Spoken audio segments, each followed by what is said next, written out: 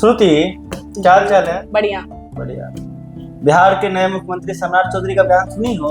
वही वाला बयान क्या जिसमें वो बोले थे कि बिहार के रेपिस्टों को माला पहनाई जाएगी? एकदम सही। अब बताइए तो क्या मतलब सुरक्षित खुद को महसूस कर रही हो? अब ऐसा बिहार के सीएम बोल रहे हैं तो सुरक्षित तो महसूस कर भरोसा है ना बिहार पुलिस? हाँ बिल्कुल। लेकिन तुम जो सोच रही हो वो गलत है। ऐसा क्यों? चलो हम तुमको बताते हैं। एक बार बताओ, बिहार का सबसे बड़ा शहर कौन है? पटना। बिहार की राजधानी। यहाँ पर कौन बैठते हैं? बिहार के मुख्यमंत्री। बिहार पुलिस के मुखिया, डीजीपी भी यहाँ पे बैठते हैं। तमाम मंत्री यहाँ पे रहते हैं, तमाम विधायक यहाँ पे रहते हैं, सब कुछ यहाँ पर। लेकिन यहाँ पर जो बिहार की बेटियां हैं वो सुरक्षित नहीं। ऐसा क्यों? कल जो घटना एक घटी है, जो घटना सामने आया है, वो सबको सोचने पर मजबूर कर दे रहा है कि जब भाई राजधानी में लड़की सुरक्षित नहीं है तो बिहार के और जिलों में क्या हाल होगा? क्या घटना घटी है? घटना घटी ये है कि पटना शहर का जो सबसे भीड़ भाड़ वाला इलाका है, पटना जंक्शन, वहां पर एक नाबालिग लड़की को उठा लिया गया और उसके साथ 2 दिनों तक गैंगरेप हुआ। समझो, जब पटना में, और देखो वो जो लड़की है ना, वो गुजरात या सूरत थी, वहां से अकेले वो आई पटना आई तो वहां पे उसका पटना जंक्शन पर पहले फोन चोरी हो गया तो वो रोने लगी। जैसे ही रोने लगी तो ये जो लड़के थे, जो कुकर्मी, जो इस प्रवृत्ति के लोग होते हैं, वो तो शिकार में रहते हैं। जी। उनको तो लग गया कि एक शिकार है, तो वो जो लड़का सब है उस लड़की को पहले ऑटो करके कहीं और ले जाता है, फिर वहां से एक दोस्त को फोन करता है, फिर वो गाड़ी लेके आता है, फिर वो गाड़ी में उसको बिठा के 2 दिनों तक अलग अलग इलाकों में उन्होंने घुमाया है। रात भर उसके साथ गैंगरेप हुआ है। लास्ट में उसकी जब तबीयत काफी खराब हो गई तो दानापुर स्टेशन पर ये छोड़कर वहां से भाग गए। फिर वापस गए देखने कि वो लड़की गई है कि वहीं पर। और इसी दौरान जब इन दोनों के बीच, इस समय बिहार पुलिस कहाँ थी जब उसने फेंका दानापुर स्टेशन? एकदम सही सवाल पूछिए श्रुति, एकदम सही सवाल पूछिए। अब देखो, पटना पुलिस चालान काटने में खूब चालाक है।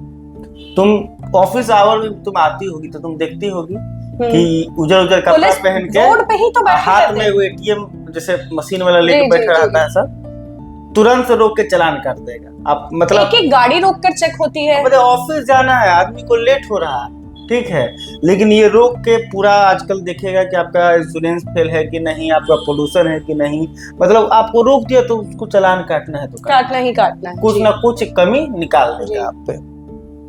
लेकिन वही पुलिस वाला पता नहीं 2 दिनों से क्या कर रहा था सब। जब एक बलात्कारी, मतलब 2-4 लड़के मिल के एक लड़की को बिठा के पटना शहर के सड़कों पर घूम रहे थे, गली गली घूम रहे थे, चौक चौराहा घूम रहे थे, तो उसको ये पुलिस वाले काहे नहीं रोके?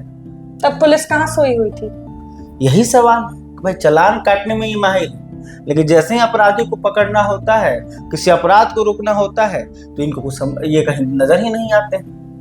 परम जी, ये खबर सुन के मुझे अब ऐसा फील हो रहा है कि मैं अब घर से निकलने से पहले 10 बार सोचूंगी कि मुझे घर से निकलना चाहिए या नहीं निकलना चाहिए। अभी कुछ दिनों पहले तुमने एक खबर और देखी होगी। जी, सासी नगर की वो खबर, मंत्री के आवास के बगल में एक लड़की का महज 2 किलोमीटर दूर उस लड़की की शव पड़ी मिली थी वहां पर। अब बताओ भाई, जब पटना शहर का ये हाल है तो मुख्यमंत्री जी को सिर्फ मंच से दहाड़ने से काम नहीं चलेगा। जी, है ना? आप जो कह रहे हैं कि बिहार के जो रेपिस्ट हैं उनके तस्वीर पर माला चढ़ा दीजिए, तो सिर्फ बदकही से काम नहीं चलता है ना? जी।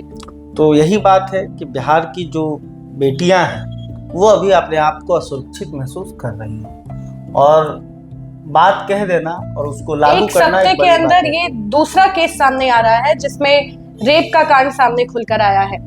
अब मुझे तो ये समझ नहीं आ रहा है, ऑफिस जाने से पहले पटना में बहुत सारी लड़कियां ऐसी होती हैं जो छोटे छोटे गांव से निकल कर आती हैं, अपने मन में सपने लेकर आती हैं, उन्हें पूरा करने आती हैं कि यहाँ आके हम जॉब करेंगे, कमाएंगे।